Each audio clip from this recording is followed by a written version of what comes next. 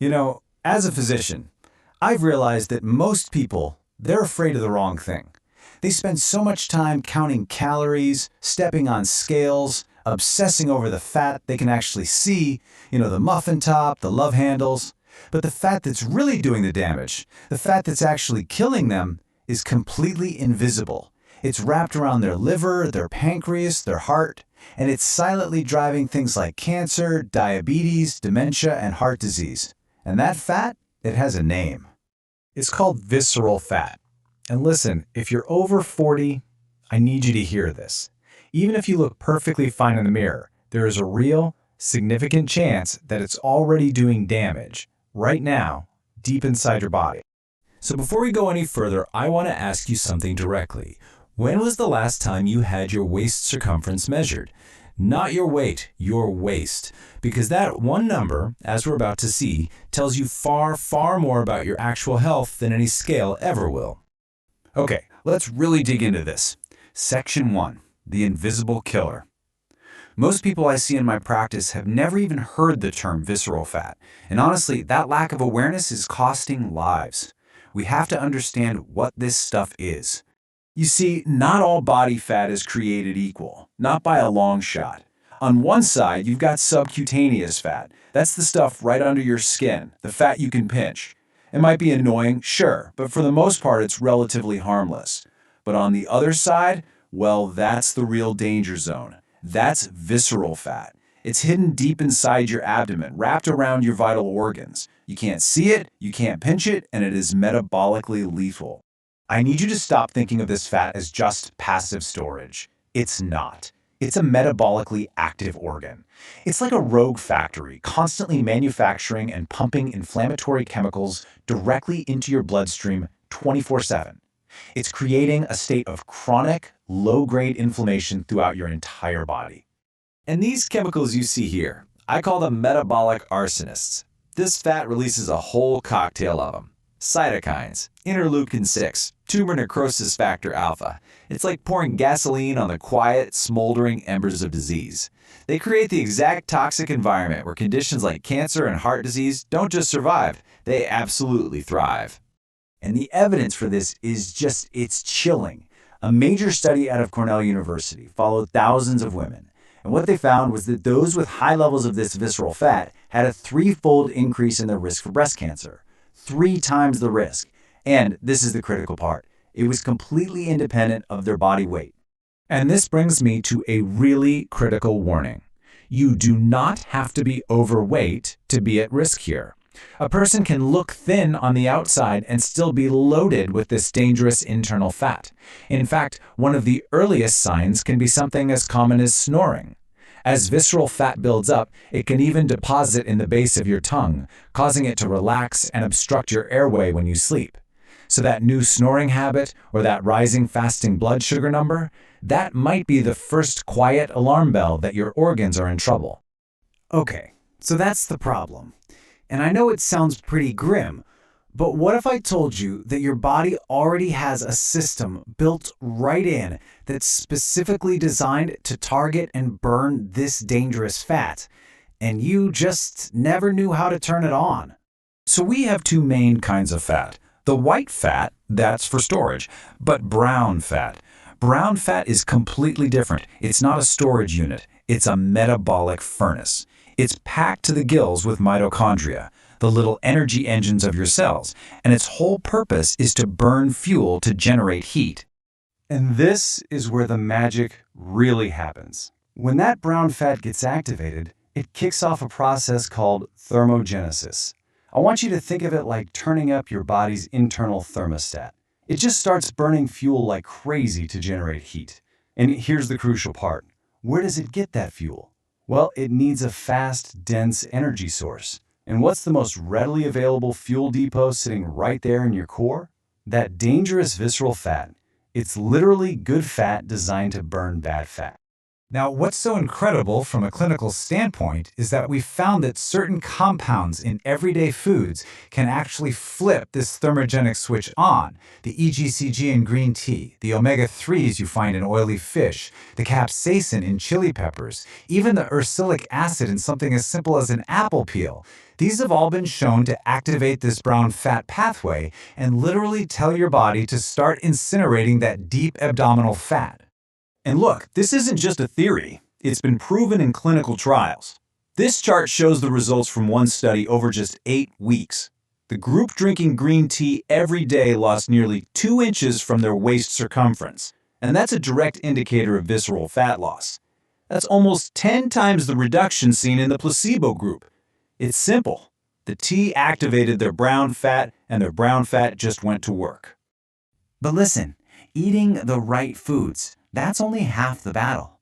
You could be eating all the right things, but still keep your metabolism locked in storage mode all day long. And that's because when you eat is just as important as what you eat. So your metabolism basically operates in 2 different modes. When you're eating, the hormone insulin is high, and your body is in storage mode. But when you stop eating, insulin falls. And that drop in insulin is the crucial signal for your body to switch into fat-burning mode, where it has to pull energy from your fat stores. So by creating a simple 13-hour fasting window overnight, let's say you stop eating at 8 p.m. and don't eat again until 9 a.m., you give your body a significant daily period where it is actively burning visceral fat for fuel. Now, I have to give a crucial medical warning here. Anyone who is on diabetes or blood pressure medication must consult their physician before extending fasting windows. As your metabolic health improves, and it can improve quickly, your medication requirements can change significantly. This needs to be medically supervised. Now, I want to share a story from my own clinic because it really shows just how powerful these simple changes can be in a real person's life. This is Robert's story. Robert, from Columbus, Ohio, was 58 years old. He came to see me because his wife insisted. Now, on the outside, he looked perfectly healthy. He was active, he was a normal weight, no major complaints. But his lab numbers told a completely different and, frankly, a much more dangerous story. His waist circumference put him squarely in the category for metabolic syndrome. His fasting glucose was 108, which is already pre-diabetic, and his liver enzymes were elevated. On the inside, Robert was metabolically sick. So we started him on the protocol, just daily green tea, adding seafood 3 times a week, and a simple 13-hour overnight fast. And the results? Well, take a look. After just 4 months, his waist dropped by 2 inches, his fasting glucose completely normalized, and his liver enzymes came right back down into the healthy range. He told me he hadn't had this much energy in years. You see, he didn't just change some numbers on a chart. He actually reversed his metabolic disease. You know, Robert's story isn't unique. I have seen this happen time and time again in my practice. And you can absolutely do this too. So let's distill everything we've talked about into a simple, actionable plan that you can literally start today. I want you to think of these not as rules, but as precise metabolic signals. Every one of these actions tells your body to stop storing and to start burning that dangerous internal fat. And you don't have to do it all at once. Just start with one thing. Have a cup of matcha green tea in the morning, commit to just closing your kitchen at 8 p.m. tonight, or just plan for fish or shrimp 3 times this week. These small changes send a very powerful message. And I have to leave you with this final thought, something I've learned over decades in medicine. Visceral fat builds silently for years. By the time symptoms actually appear, the high blood sugar, the high blood pressure, the fatigue, significant damage has already been done.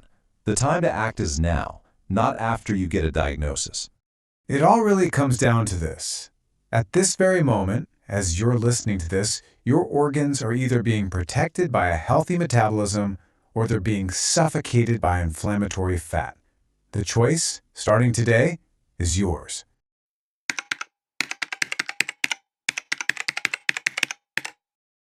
You know, we're always told to focus on what we should add to our diet to get healthier.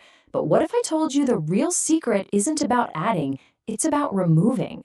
You can eat all the healthy stuff in the world, but if you're still consuming certain foods, you're basically running on a treadmill, just undoing all your hard work.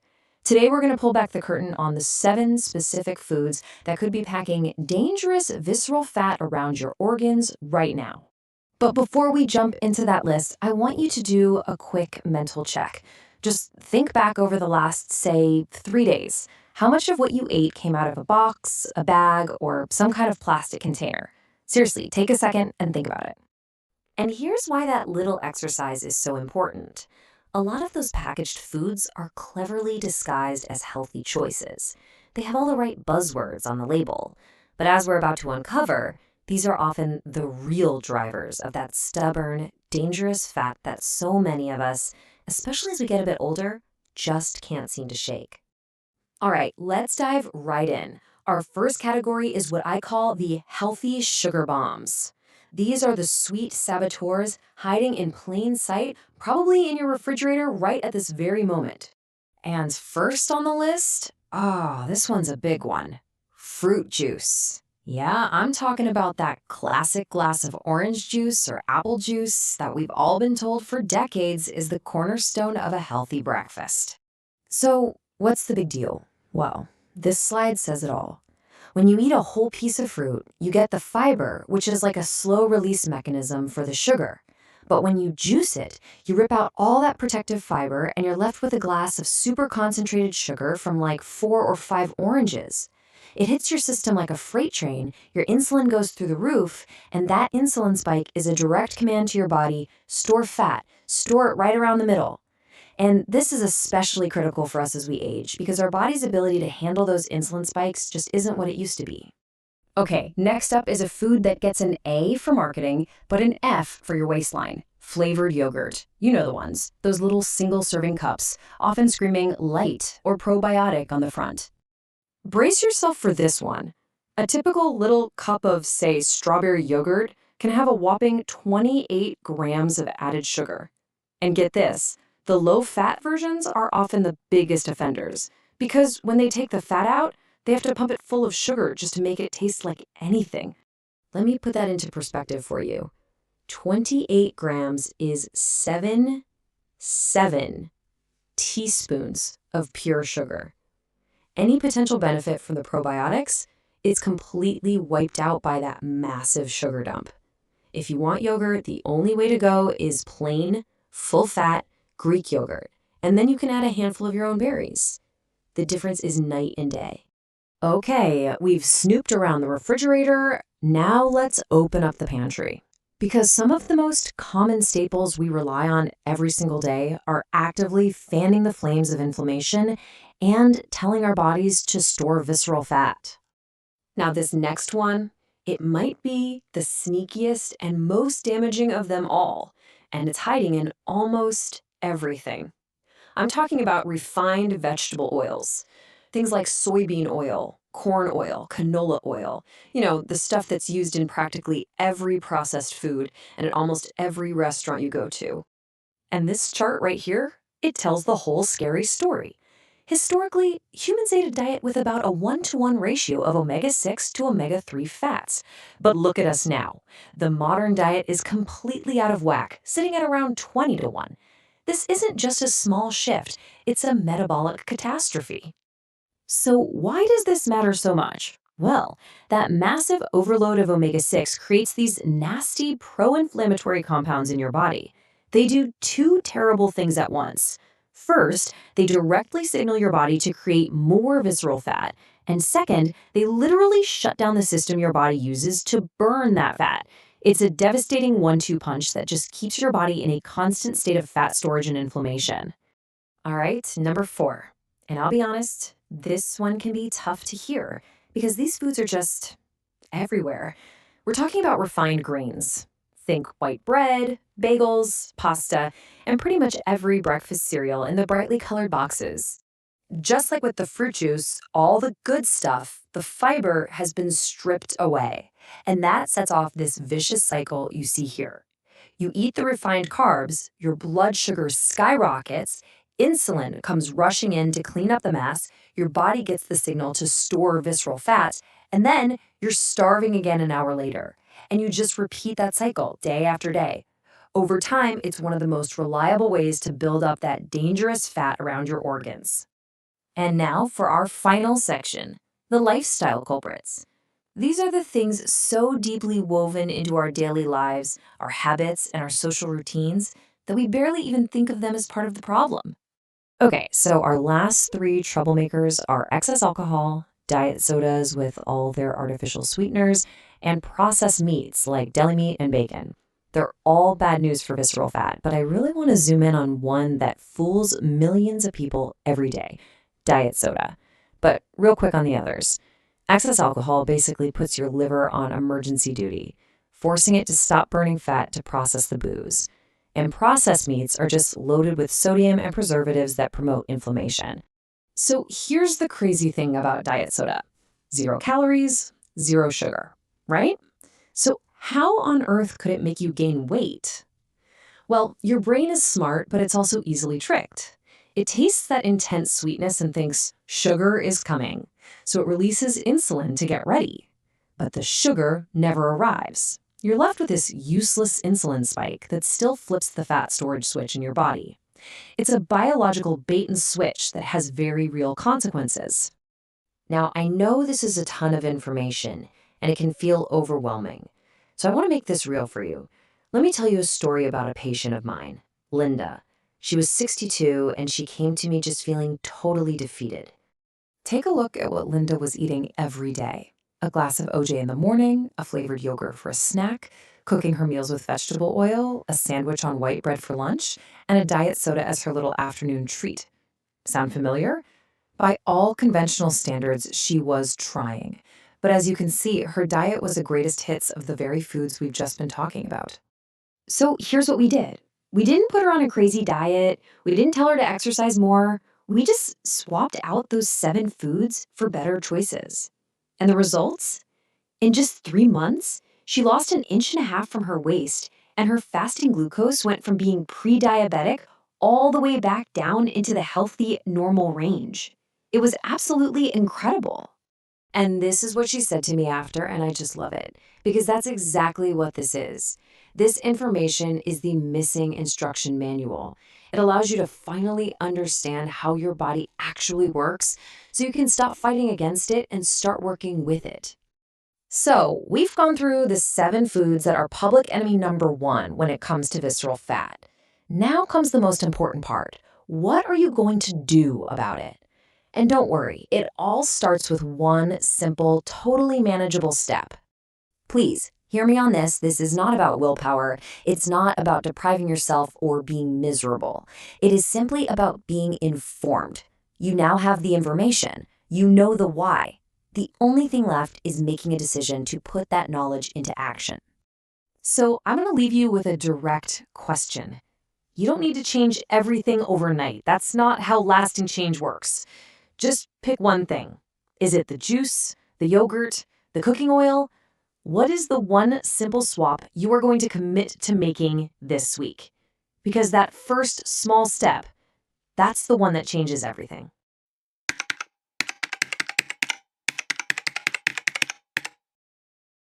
All right, let's talk about the one organ that's really at the heart of the visceral fat crisis, especially after 50, and that's your liver.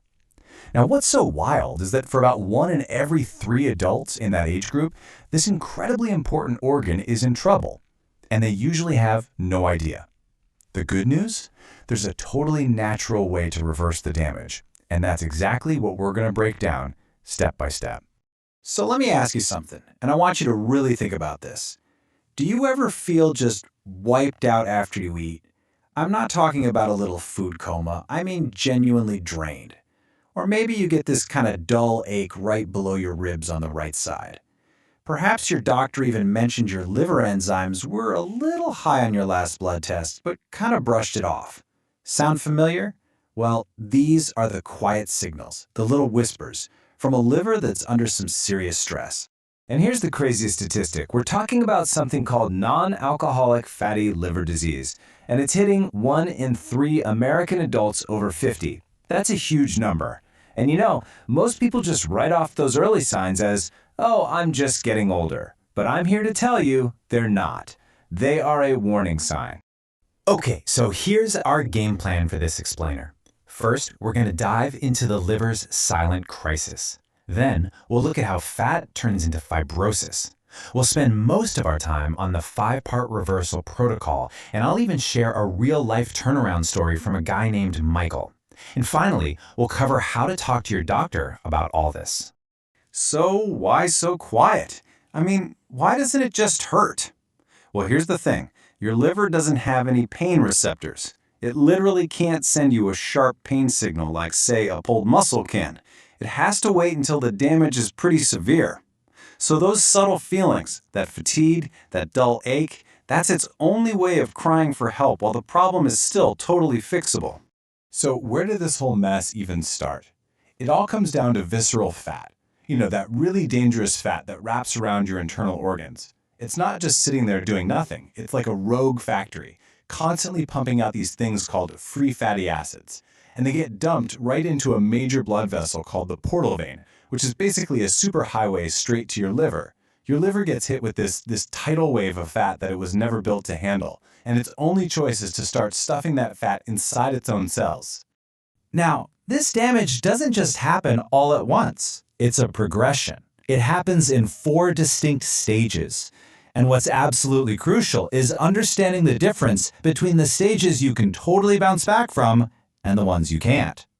Okay, so first up is steatosis. That's really just a fancy word for fat building up in the liver. Then things can heat up with steatohepatitis. Now you've got fat plus inflammation. But here's the amazing part. Both of those stages completely reversible. You can turn the ship around. But if you don't, that inflammation leads to scarring, which is called fibrosis, and that can eventually lead to cirrhosis, which is permanent, severe, and irreversible. So our entire goal here is to step in way before we ever get close to that. And this is where we get to the really good news, the most hopeful part of this whole story. Your liver is incredible. I mean, it's one of the most regenerative organs in your entire body. It wants to heal. You just have to give it the right conditions. And when you do, a fatty liver can get back to being a normal, healthy liver, sometimes in just a few months. It's amazing. So the big question is, how do we create those conditions? Well, we do it with a 5-part protocol. And I want to be clear, this isn't just a random list of 10 tips to a healthy liver. No, this is an integrated system where every single piece works together to get at the root cause of the problem. So here's what it looks like. We're going to cut the number 1 driver, which is fructose. We're going to add a key nutrient, omega-3s. We'll change when we eat with fasting. We're going to drink something daily, coffee. And finally, we're going to move with purpose using some very specific exercises. All right, let's start with step 1, because this is the single most powerful thing you can do. See, unlike glucose, which pretty much your whole body can use for energy, fructose is a different beast. It gets processed almost exclusively by your liver. So when your liver gets bombarded with it, think sodas, fruit juices, all those processed foods loaded with high fructose corn syrup, it gets overwhelmed. It has literally no choice but to take all that extra fructose and turn it directly into fat. There's a name for this process. It's called de novo lipogenesis, which literally means making new fat. You're essentially turning your liver into a fat factory. Okay, step 2, we bring in some reinforcements. Omega-3 fatty acids. We're not just guessing here. A huge scientific review found that getting between 2,000 and 4,000 milligrams a day has a direct therapeutic effect on the liver. I mean, they do 3 incredible things. They flip a switch in your liver to burn more fat, they tell it to stop making so much new fat, and they lower triglycerides in your blood. It's a total triple win for your liver health. All right, now for one of my absolute favorite biological processes, autophagy. It sounds complicated, but it literally means self-eating. Think of it as your liver's internal deep cleaning service.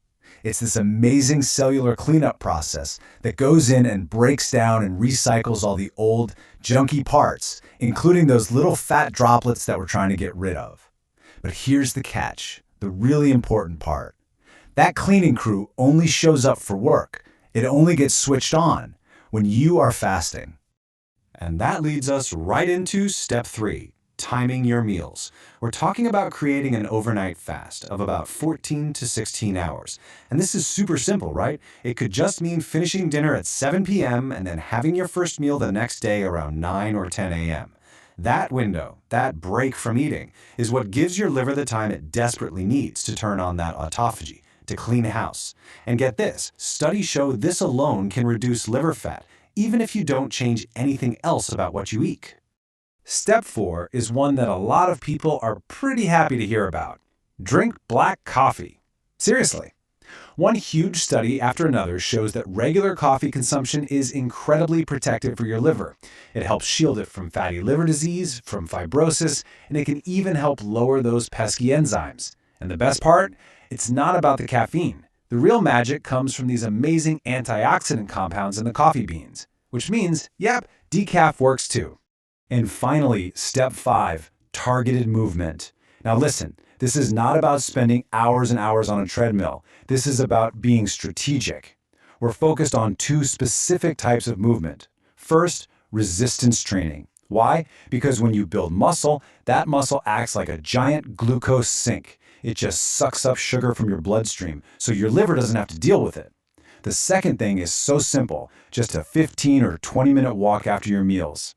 This little walk works wonders. It flattens out that big blood sugar spike after you eat and reduces that flood of fatty acids heading straight for your liver. So, the big question is, does all this stuff actually work in the real world? Well, I want to tell you about Michael. Michael's a 61-year-old retired teacher. For 2 years straight, his doctor told him his liver enzymes were high. Finally, an ultrasound confirmed it. He had non-alcoholic fatty liver disease.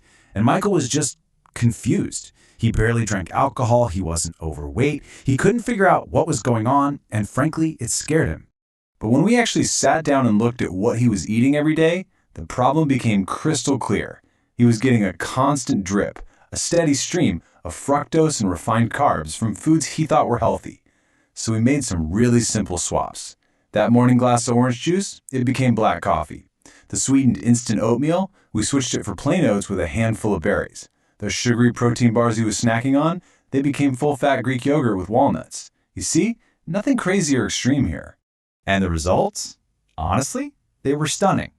After just 3 months of putting this whole 5-part protocol into practice, his main liver enzyme, the one called ALT, dropped from a really high 67 all the way down to 31. He went from the danger zone to well within the healthy, normal range. But it wasn't just the numbers.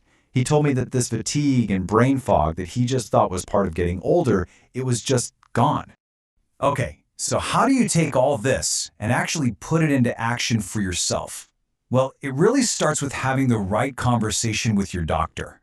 Look, a lot of times the advice you'll get is just, you need to lose some weight. And while that's not wrong, it's not a complete strategy. You need to go into that appointment armed with this information. Be your own advocate. Ask them specifically about these things, about cutting fructose, about adding omega-3s, about time-restricted eating. And listen, if your enzymes have been high for a while, it is absolutely reasonable to ask for a referral to a liver specialist, a hepatologist. And there's one more thing I need to be really, really clear about: alcohol.